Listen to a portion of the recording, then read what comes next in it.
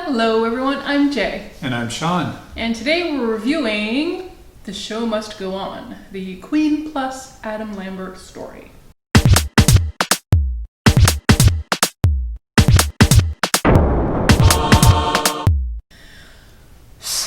So, I was born, I don't know about you, but I was born into a world that never did not contain the mega band Queen.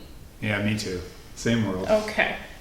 In fact, I didn't even know Queen before Freddie Mercury was dead, which is crazy. Oh. Yeah.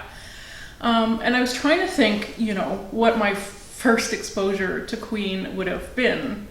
And it's hard because, they were ubiquitous. And perhaps they just always have been. They never really went away.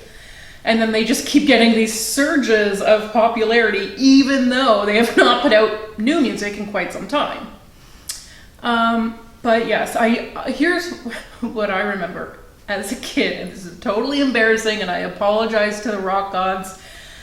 But as a kid, I remember sitting in the back of my mom's Ford Aerostar.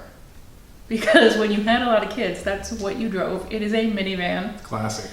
That's right. It's a terrible vehicle. We had one as well. Yeah, we had a forest green one. We had a double blue. Ooh, good. Classic. And I would hear on the radio and get excited those opening lines. Da, da, da, da, da, da, da, da, and I'd be like, turn it up, Mom! Because I thought it was Vanilla Ice. I thought it was Ice Ice Baby. And when it wasn't, because my mom was not listening to super cool white rappers, she was listening to the oldies station or whatever it was that was playing Under Pressure. What turns out to be an iconic and crazy good song. It's Freddie true. Mercury, David Bowie, a song that will live on forever, which is basically, here's the thing, ever since I got over Vanilla Ice, and I got over that hump and realized what an embarrassing tale this is. But that's how it was. I was the same way, and I should be ashamed to admit it, but that's just how it worked. That's just how it was. We were young. And we didn't know Queen as Queen yet, so yeah. No, and we didn't give that song a chance because we were like, well, because it just felt disappointing. Yes, but and this is still a thing. But certainly, rappers from our era were sampling like crazy. Absolutely. The Beastie Boys were famous of having 20 samples in one song. They also didn't pay for them. No, they broke the game. Yes, that's right. In fact, Vanilla Ice did not clear that with Queen until it was out on the radio, and then Queen, I think, but after the fact, got some money out of the deal. Good for them. That was the good part of the song. And certainly the recognizable, catchy part of the song. That's the thing. Queen is more than just Freddie Mercury, who was himself a showman and a wonderful singer. But Queen has guitar riffs and drum solos, everything, bass lines, even piano medleys that are instantly recognizable 30 and 40 years later, which is... It's true. If you just go down the list of Queen songs, I can't think of a band that would have more just everyone is going to know this riff. That's right. And so that's the other thing, is that I've also probably never been to a sporting event, and in Canada that number one is hockey, of course, that did not play a Queen song, and probably 3 or 4 times, We Will Rock You, We Are the Champions. These feel like they're sporting anthems. I can't believe that they were not written for sporting events. They were written for stadiums. They were written for stadiums, and they were written, what I think is really interesting, they were written for audience participation. Yep. They were meant for, with very basic music blocks for us to be able to get in. People in the stands can do it with their feet and a clap. It just unites everyone, and it's high energy. So, yes. that is how I knew Queen as a kid. And then I came to quite like Queen. And I guess in the early 2000s, I saw the Queen musical, the Broadway musical. We Will Rock You, it was called. And it was actually about Queen's music surviving the apocalypse. Which is going to happen. Which totally is going to happen. And I hope it does, because I think a lot of that music is kind of the best of us.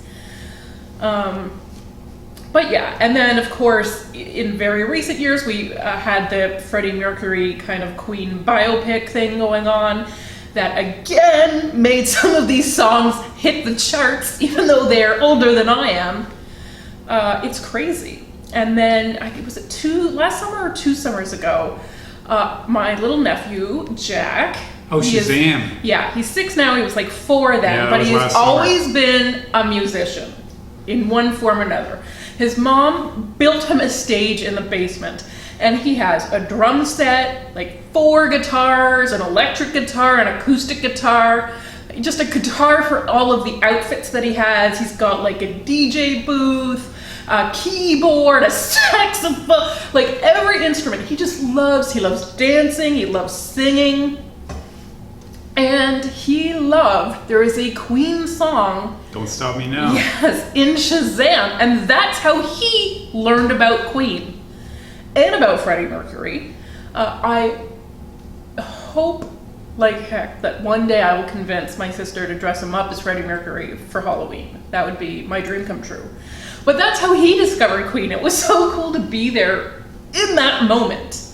We were all at the family cottage, and they had watched Shazam on the van ride up, and then 100 more times at the cottage, and then 1,000 more times sang that song, or at least the bits they remembered from it.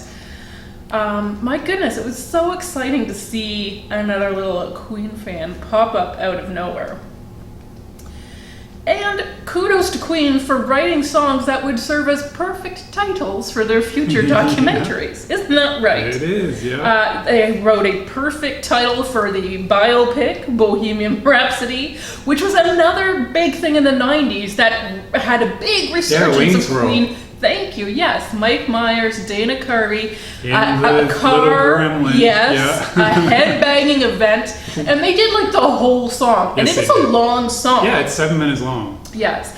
And apparently the studios like begged them not to use it because Freddie Mercury had died like a year before of AIDS. And so this was the early 90s when they were still like rather ashamed and like didn't want to be associated with. But Mike Myers was like, no.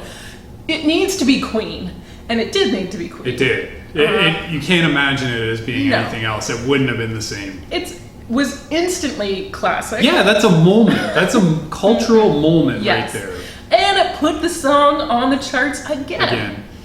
Which is so awesome.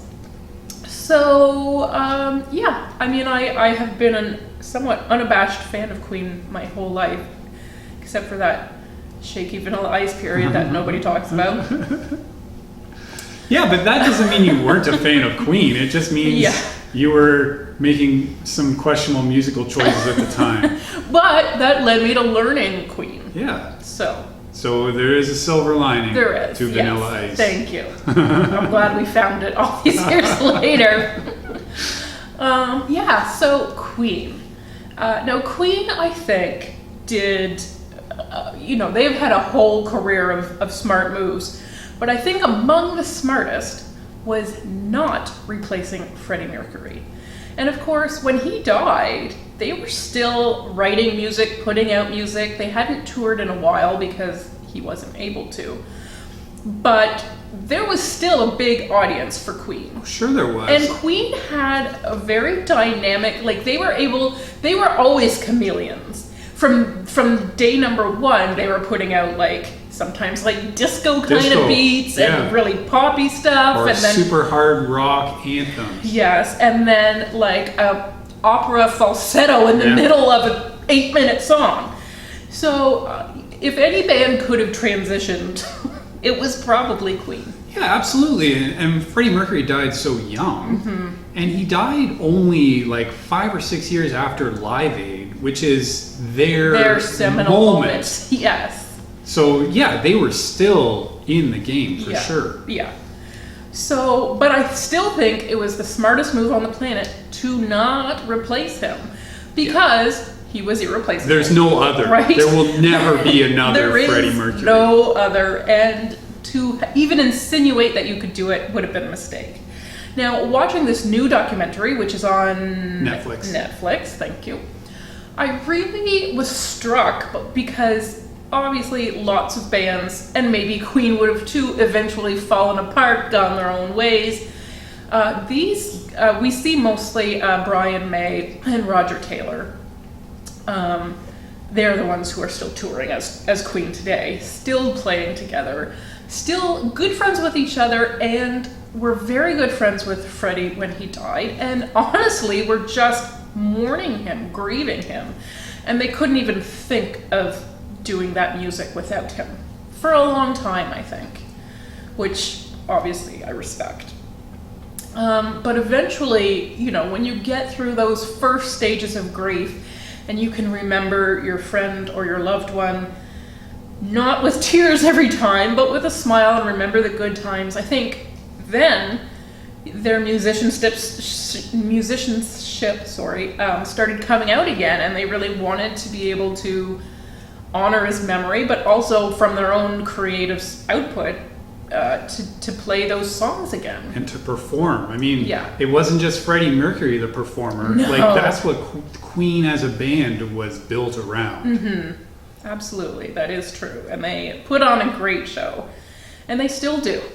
And today they are able to do it thanks to someone they met through American Idol. That is the weirdest sentence I have probably ever said on this channel. But there was a young guy coming up through the American Idol process called Adam Lambert.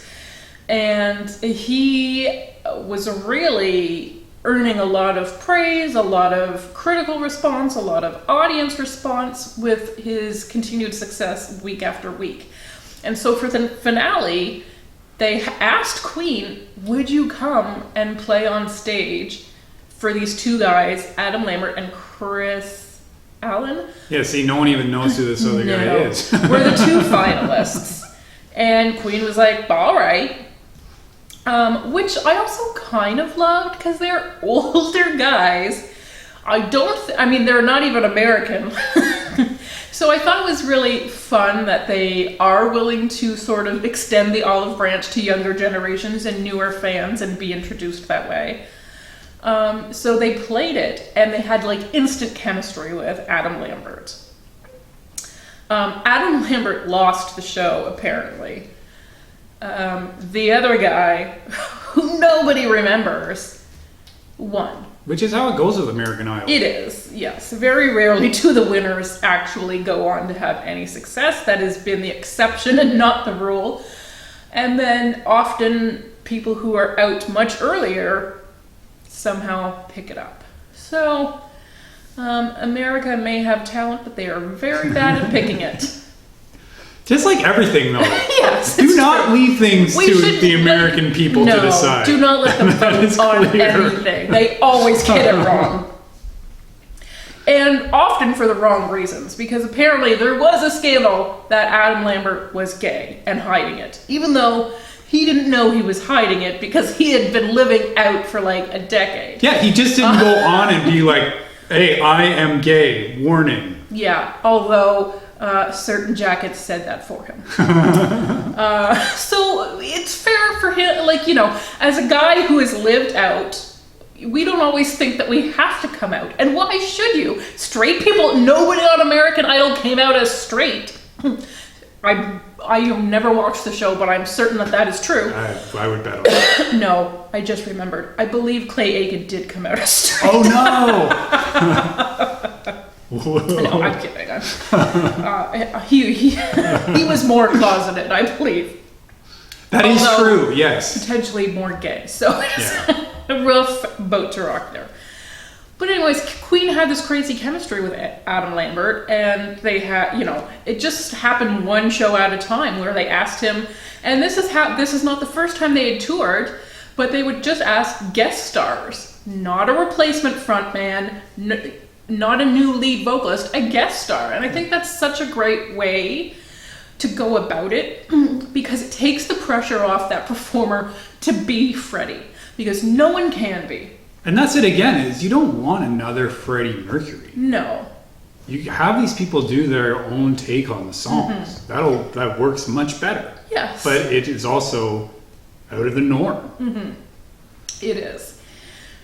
So Brian May and Roger Taylor were prescient. They were able to see that it does work a lot better. Because if you replace it, then people will be disappointed if you can't be 100% Freddie.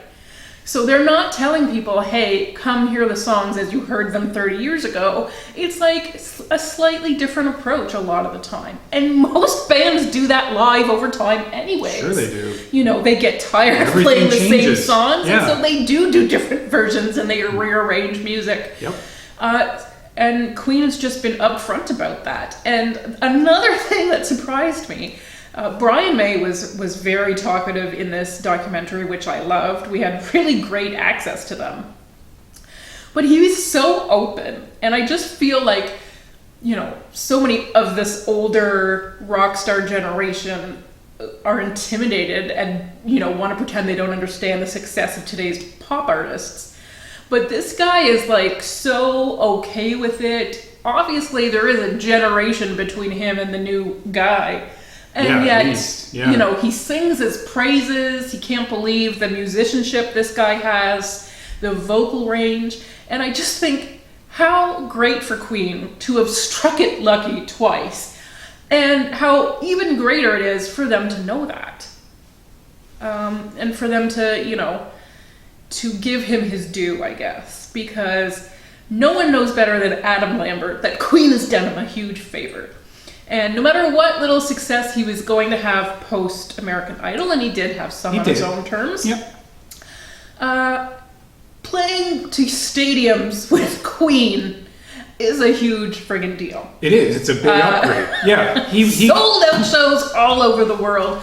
He was certainly not going to be doing that before his 30th birthday. He had his own career already, but yes, he was never going to sell out 75,000 seat stadiums. Yeah. And Queen does that anytime they go on the road. Because the appetite is still there. Yeah. They still want to hear the songs. They still want to remember their youth. New fans are being discovered all of the time, which is so great. But I think when you are a dynamic band, you know, there's a lot of old bands that still tour, but they're not finding new fans. You know, they're really holding on to the past. Yeah. And they basically become their own cover bands, you know, because they're too afraid to introduce anything new and alienate the fan base. Whereas Queen, oddly, has grown and grown. Yeah, they have. And that's a really good point to say when AC/DC or whoever else, 80s, 70s rock band. Kiss, that's a good one. Yeah. Yeah, there's no, like, 18-year-olds going to see Kiss. No. Like, it's all, like, the people who grew up in the 70s who want to go see this band again. It's a nostalgia trip. Yeah. But Queen is different. The Queen does have fans literally of all ages because their music is still in our culture today. And I think that is really interesting and an opportunity, as you said, to evolve, to do things differently, to have a different lead singer and have that appetite there for people to come see them. And Queen started this trend. I mean, even while Freddie was still alive, we talk about that epic David Bowie coming in, and like that is huge. And we didn't even realize at the time how huge it would come out to be. But these two like amazing legends. Yes. But they even like very immediately after Freddie died, they did like a charity concert, and they just had like so many anyone you can think early of. 90s famous singer, everybody came on the stage and did one song. And yeah, it's not Freddie, but we still get to enjoy the music. We get to enjoy, you know, the part of ourselves that remembers it, but also reinterpret it and have something new to enjoy. So I really liked this documentary because I like hearing from Queen. And Bohemian Rhapsody, the movie, you know, took us back in time. But this documentary is very much in the now. We certainly get to see lots of archival footage. But we also get to see them now. I see Brian May with a selfie stick. So, That's right. That made my day. But yeah, I really just admired this, sense of inclusion that they have.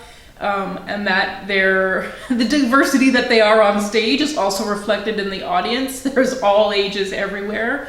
And I think it's cool to not be afraid to change and to not have to do things exactly the way they were. So in many ways, Queen is showing us the way forward. And it's good to know that they will also be there for us post-apocalypse. Because, isn't it?